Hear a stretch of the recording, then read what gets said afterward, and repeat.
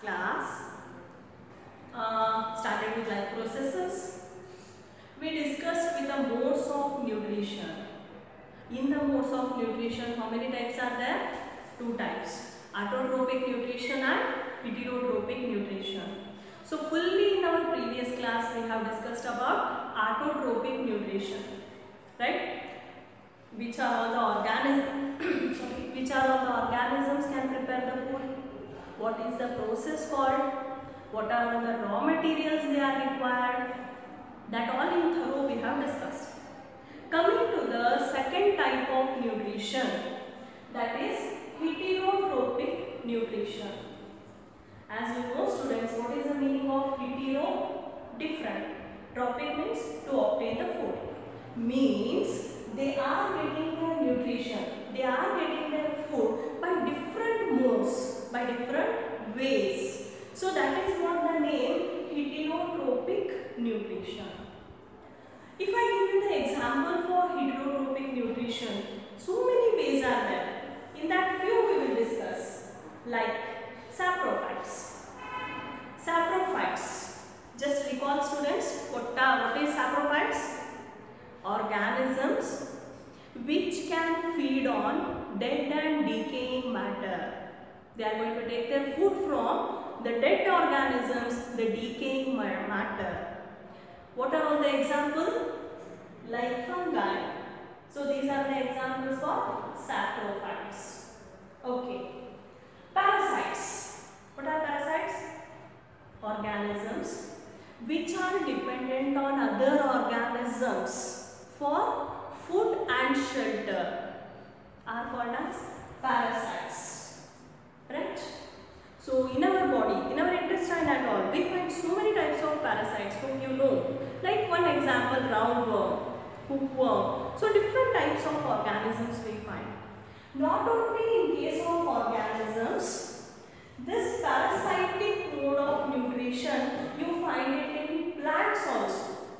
One best example for the plants is Cuscuta, right? This is the main plant, like which is tree, that one, and Cuscuta is one of the climber. Okay, it is one of the climber. You know the stem structure of climbers. It is not a hard, so it is taking the support of this plant to prepare the food. We will call Cuscuta as the parasite, right?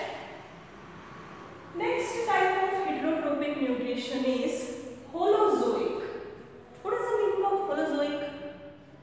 Organisms will take the food from outside, they will take it inside the body, they will digest it, and that is the meaning called as holozoic. You can take the example for holozoic like amoeba, paramecium, it may be the human beings. So let us concentrate on holozoic mode of nutrition. See students, here I have given you two examples. One is amoeba, one is human beings. Under what category you are taking amoeba? Unicellular organism, right? What about human beings? Multicellular organisms, right? So either it is uni or multi, you find the taking of the food, you find the nutrition. It might be having single cell, but it requires energy for its life activities. But what happens when it is having a single cell, it requires less amount of energy. So its mode of nutrition is very simple, because there is no requirement of transporting system, there is no need of some other system, right? So simple type of mode of nutrition we find in case of unicellular organisms. What about human beings? What about your body? You are taking the food, right? It will go to the stomach, digestion takes place, then what? You have to supply the energy to all parts of your body. It may be to the brain, it may be to the heart, it may be to your hands. Throughout the body, the energy has to pass on. In our body, as you know, we have millions of cells, right? So for the functioning of those cells, this energy has to move on to all the cells. So what happens in your body? You have a digestion which is a bit complex, right? Because you have so many types of cells, tissues, organs we used to call. So you are having complex nutrition compared with the unicellular organisms. You have discussed last year the amoeba structure. Just a rough diagram I have given you. This is the structure of amoeba. What structure it is having? Is there any particular structure? No. Whatever you draw, that is amoeba. So it is shapeless. Right? Having a nucleus. Students, hope you remember prokaryotes, eukaryotes. Again we are making two categories. Right? Prokaryotes means without nucleus. Eukaryotes means with nucleus. Right? So amoeba comes under which category? Eukaryotes. It is having a definite nucleus. Right? So this is the structure as you know called as pseudopodia. See the spelling, students. P is silent. It is called as pseudopodia. Right? So this pseudopodia, is it having hands and all like you people? Is it having mouth and all? No. It is having one single cell. So what happens? With the help of pseudopodia, what it will do? See, here I have written as a food particle. So it will start engulfing. Engulf means it will start taking that food particle inside its cell. So that is the particular words you have to use in science. So that is called as engulfing of the food. Right? Here you see step by step. Yes, food particle is here. This is the pseudopodia. Now pseudopodia, it is covering the food particle. It has taken the food particle inside the cell.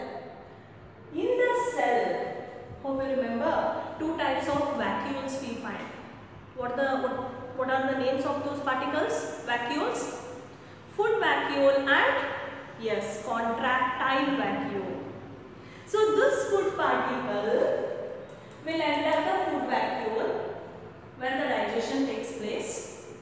Now the digested food is absorbed by the cell for its functioning, and the remaining food will go to the contractile vacuole and it will be its undigested food which has not converted into simple form. That will be out from the body.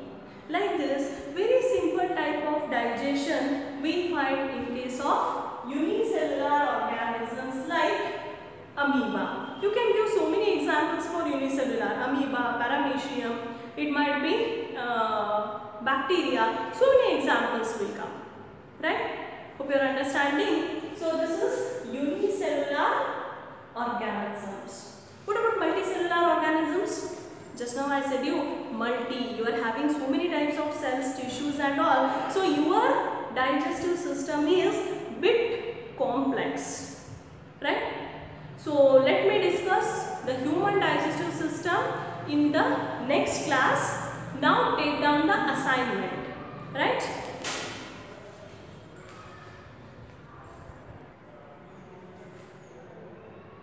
Yes, students, your favorite part. Yes, that is assignment. Take down the questions. First question. What are life processes? What are life processes? Second one. What is nutrition? Hope you are taking down, so I am dictating you slowly. Third question. Explain photosynthesis with equation. In that you have to write what is photosynthesis, equation, carbon dioxide balanced equation I gave you, that you have to write, and explain the 3 steps. Right? Fourth one. Name the modes of nutrition. Name the modes of nutrition. Last question. Draw structure of stomata and section of a leaf. Don't tell me you don't have book, because I have given you the definitions while teaching, and these diagrams I have given on the board. So no excuses, students. This you have to complete. Right? Next class We'll start with human alimentary canal. Okay, thank you.